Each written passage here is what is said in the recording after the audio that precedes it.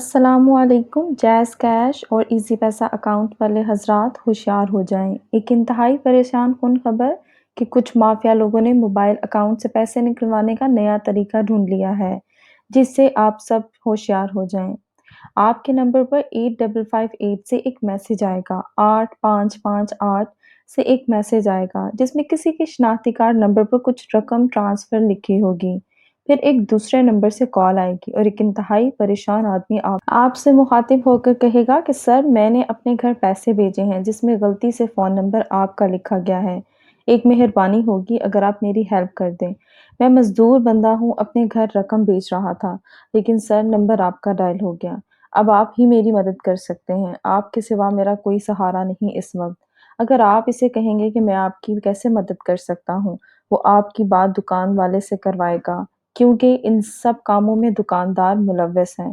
یہ آپ کو سمجھاتا ہے کہ کیسے مدد کرنی ہے۔ دکاندار آپ سے کہے گا جناب ہم نے اس سے پوچھا کہ کیا یہ نمبر صحیح ہے، ان کے نمبر کو کنفرم کرنے کے بعد ہی ہم نے ان کی رقم بھیج دی۔ اب انہوں نے دوبارہ نمبر اپنا چیک کیا تو پتا چلا کہ نمبر وہ غلط تھا۔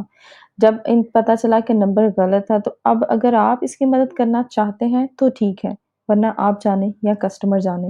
اس طرح کی باتوں سے لوگوں کو کنفرم ہو جاتا ہے کہ ہاں یہ بندہ واقعی ہی مشکل میں ہے۔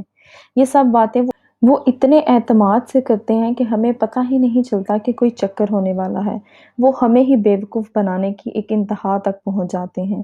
پھر وہ کہتا ہے کہ آپ کو ایک جیلڈ ورڈ سے میسج آئے گا، آپ اس میسج میں بھیجے گئے ایک 4 ہندسوں کے کوڈ کو ہمیں بتا دیں تاکہ ہم اس کا نمبر دوبارہ درست کر سکیں، جبکہ وہ 4 ہندسوں والا کوڈ ہمارا ایم پن نمبر ہمارے ہی اکاؤنٹ کو ہیک کرنے کے لیے وہ ہم ہی سے وہ پوچھتا ہے تاکہ وہ اپنے اکاؤنٹ میں وہ نمبر ڈال کر آپ کے بھیجے گئے 4 ہندسوں والے اکاؤنٹ نمبر کو ڈال کر وہ آپ کے اکاؤنٹ میں موجود تمام رقم کو نکال سکے۔